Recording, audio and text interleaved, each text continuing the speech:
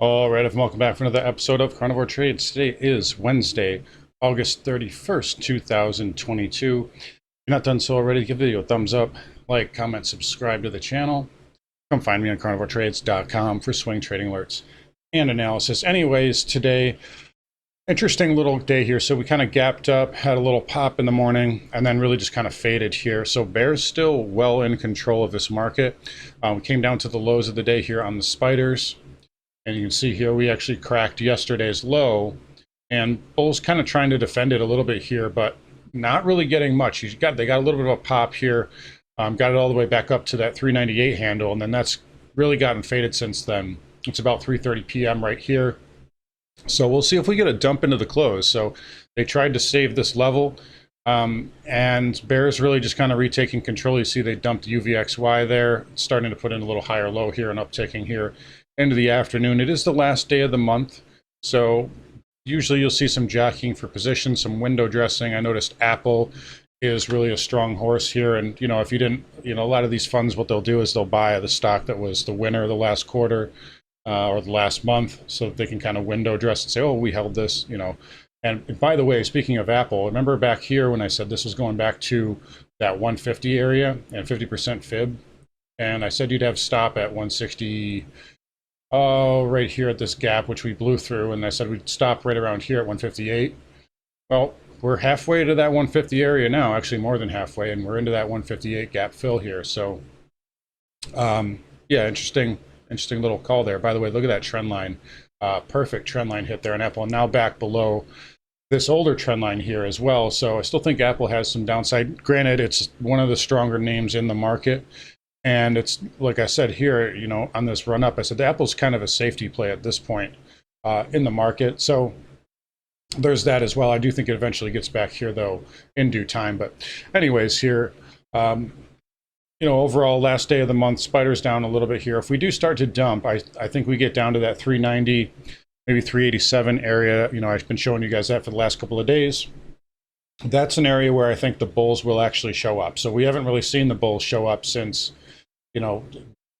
really this kind of that pre-Jackson Hole day. That was really the last time we saw like significant bull volume. And then obviously the big sell-off here. And then the last 3 days, they've just kind of been non-existent. Bears have been in complete control the whole time.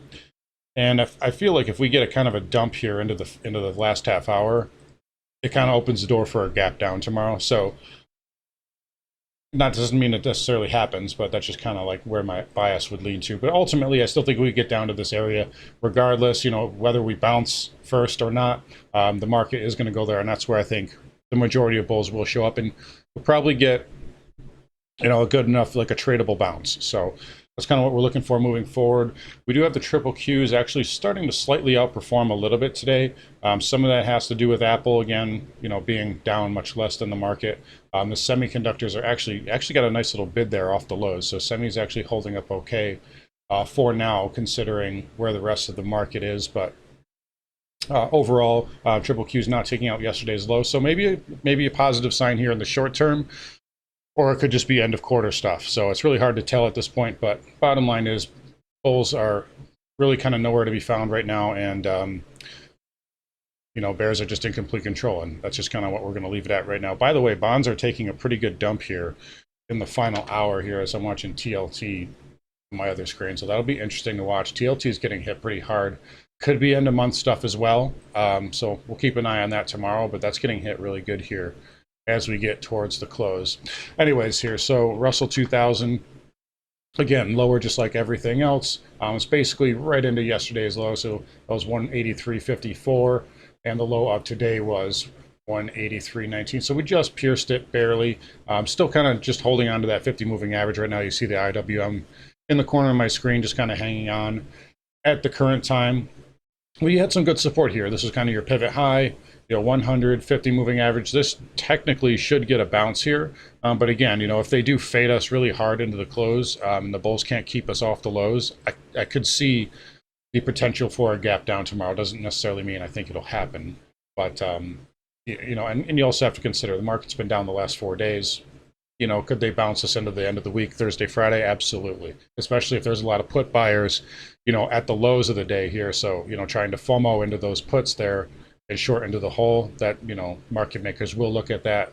And sometimes you can get a bounce in the opposite direction. So, plus the end of month stuff going on as well. So there's all sorts of wild cards going on here. But ultimately, I do think we are headed lower here at some point regardless. There's the Dow here. Again, trying to hold on to this level. This is a pretty good level here for the Dow. Again, makes me think we could get a bounce here as well. But overall, all these indices are going lower, if you ask me, regardless of what happens in the meantime. Anyways, here, semiconductors, SMH here, did make a new low yesterday, but it's got, like we just talked about a minute ago, it had a nice bounce off the lows, and you actually made a higher high, and you've taken out the highs from, you know, about 12 o'clock today, which none of the other indices have done that. So semi's getting a good little bid. NVIDIA's off the lows a little bit. AMD actually near the lows here. Let's take a look at Intel. Intel is down 0.5% here.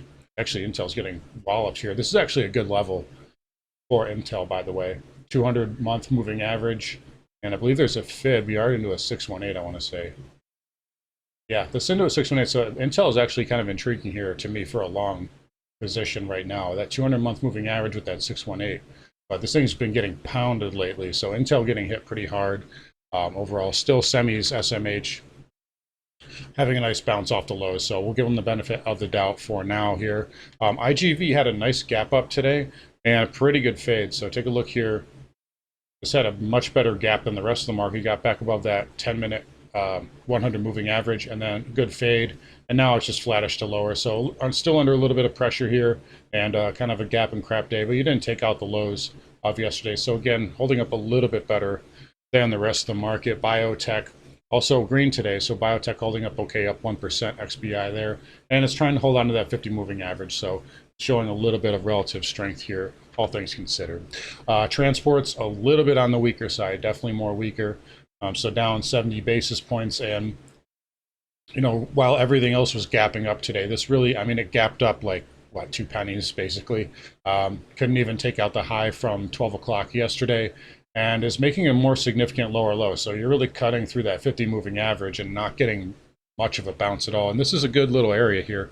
You know, this is where you flagged and broke out. That should be where the institutional money is sitting, but they're not really stepping up to defend it just yet. So Dow Transport's showing a little bit of weakness here. Could they step in tomorrow and reverse it? Yeah, absolutely. Again, possibly some end-of-month stuff going on. There's always that rebalancing effect that could happen. So maybe we get a bounce tomorrow, but today transports are on the weaker side. All right, Tenure, again, green up 75 basis points. Moving average is starting to cross over here. The only thing is it's still kind of overbought on really not the weekly, but the monthly. But rates are holding up really well here. And, you know, that's a powerful, powerful monthly candle there for the 10-year. And yield curve actually today is, it's actually slightly stretched out better. So it's a little bit, so the 2s and 10s are only down to 39 basis points now. Then 5s and 30s are, yeah, they're still negative, but they did get a little bit of bounce here. So overall, still a lot of weakness here in bonds. Let's take a look at the 30-year. That was much more green, so up 1% here. I do think bonds are due for some type of a rally here, but overall, you know, that inverted yield curve is just doing damage every single day. So it can take a little bit of time to play out, but it's, and every single time it happens, there's always some people, oh, it doesn't matter this time. Well, they always get proven wrong. But in any case, bonds holding up today, or I should say bond yields holding up today, and we'll just leave it at that. HYG getting hit pretty hard, though, down about 0.5% here. There's a little gap. It's basically filling that right now. This should get a bounce here, but this is not a very good look here overall for high yield debt. And if you're bullish right now and you think the Fed's going to pivot, then why the hell is HYG not bouncing? That's kind of my question here. But overall, that under a little bit of weakness. Let's see. Let's flip over to, all right, let's get to home builders here. So again, you know, lower low on the daily. They're not stepping up to defending it. Kind of, you know, where's the bulls at, right? So back below that necktie of the 50 and 100. Again, wouldn't rule it out if they jumped in and, you know, had a dip and flip, or they gap us down and rally us up tomorrow. But overall, showing some signs of weakness here are the home builders. ITB also a much more significant low, so in danger of confirming below this level here. So some weakness there for the home builders. VNQ back into that 93 handle, and it's, it's trying to get defended here, but overall it's going to confirm below that 50 moving average. Actually, it did yesterday, so weakness there for the VNQ.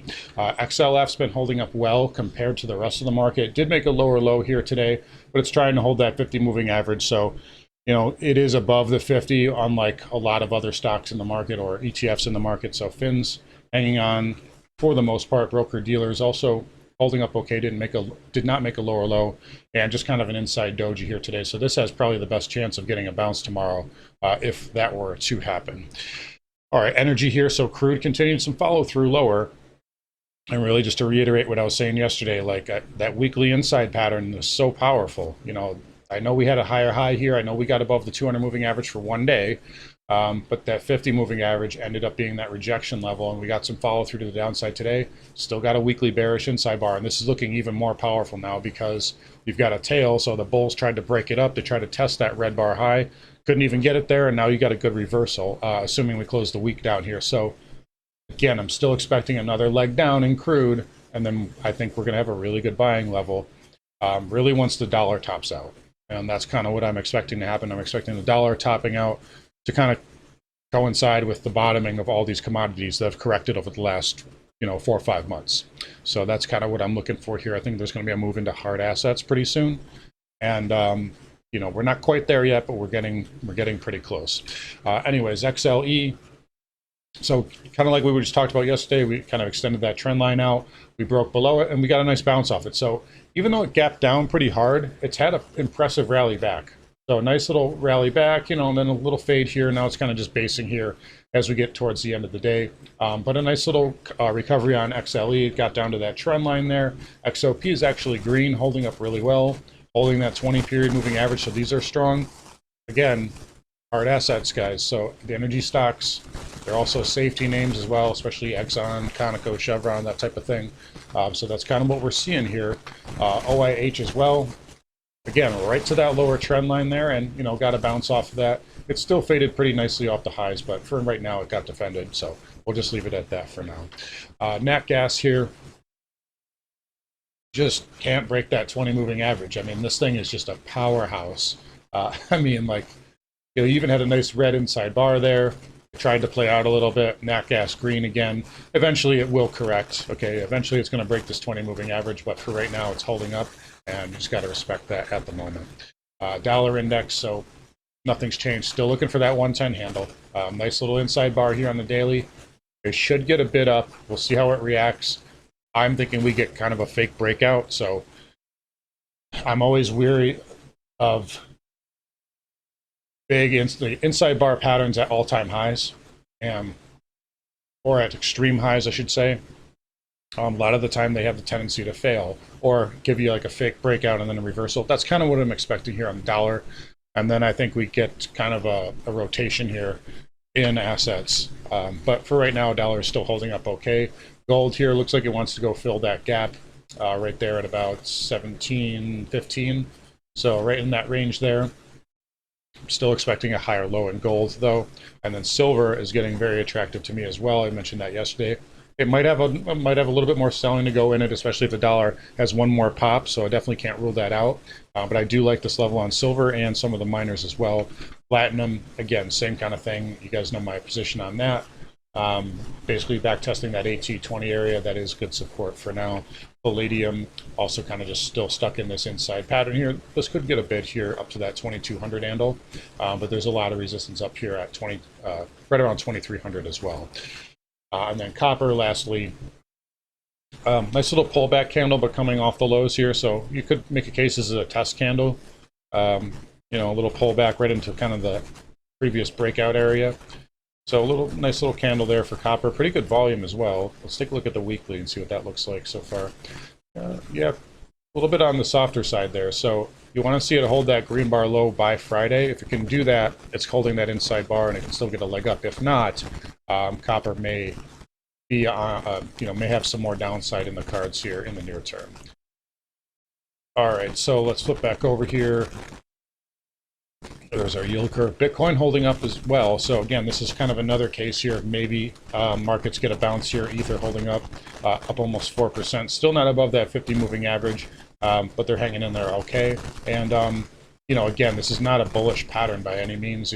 Inside bar down, you have kind of another inside bar-ish on the way down as well. But over the last 4 days, Bitcoin's been putting in higher lows.